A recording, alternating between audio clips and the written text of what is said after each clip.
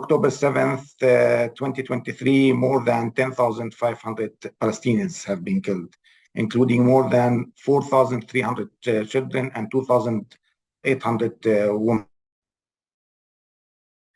Among these, also, there is 26,000 injured in Gaza Strip, according to the Ministry of Palestinian Ministry of There are more than 2,200 persons reported missing in Gaza, including 1,270 children. Most are trapped under the rubble. Since the start of the hostilities, 258 school buildings have sustained damage, representing more than 51% of all schools in the Gaza Strip.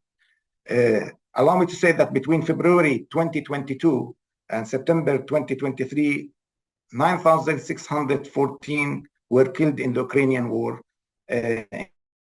including 554 children were among them. 17,350 were injured. February 2022 and September 2023. In day 33 in Palestine, we have said it, 10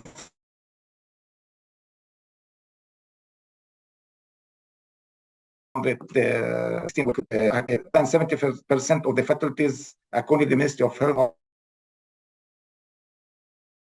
women and elderly. More than 4,000 children, 2,100 women, 449 elderly. This is a continuous nightmare for the Palestinians. The situation, as mentioned in the West Bank, is also deteriorating. Nearly 1,000 Palestinians have been forcibly displaced from their homes in the West Bank since October 7th. We are noticing signs of high unemployment, as said by his beatitude rates, because of the continuous closures of the checkpoints around the West Bank and the layoffs of many Palestinians from the labor market. We expect fewer households, the olive picking season, which is a very important season that families depend on as a source of income, among other reasons. 1.5 million individuals in Gaza in terms of institutional, schools, hospitals, churches, or with host families. The overcrowded conditions persistently expose intensive people to severe health and protection risks, significantly impacting their mental well-being.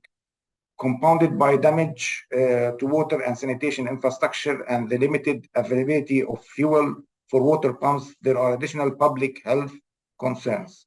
Instances of acute respiratory infections, diarrhea, and chickenpox have already been reported among those seeking refuge at the UNRWA shelters.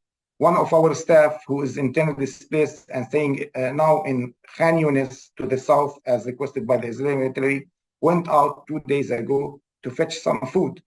After going around for about 5 hours, he succeeded to find 5 bean cans. Another Caritas staff, a project coordinator, moved to stay in Khan Yunis.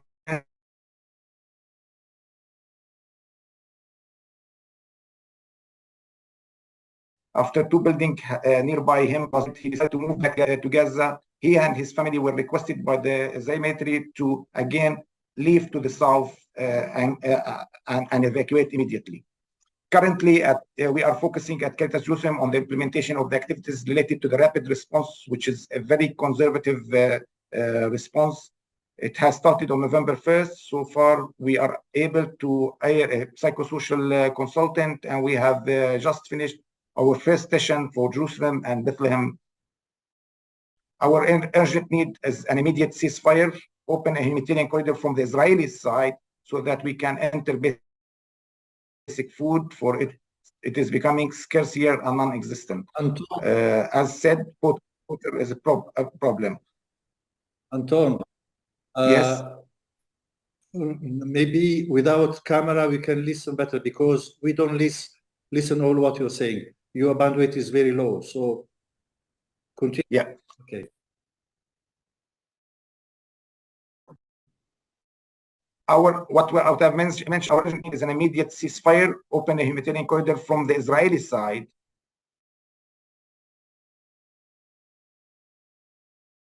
enter basic food, for it's becoming here, and availability is also becoming a huge problem. People are drinking contaminated water, and water-related diseases is on the rise. Hygiene is almost impossible for the shelters, are overwhelmed with the number of people and the limited water. Imagine having a bathroom for one bathroom for 600 people. Fuel is running out. Without it, people cannot use the generators, let alone boil water or cook. In conclusion, the humanitarian conditions are deteriorating from day to day, and again, Palestinians are living in a continuous nightmare. We have signs that the rate of orphanage children is getting higher and higher. I received yesterday from a hotline, a Palestinian hotline for protecting children and women, that requesting us to try to think how we can intervene with UNICEF in order to cope with this huge catastrophe of orphan children in Gaza.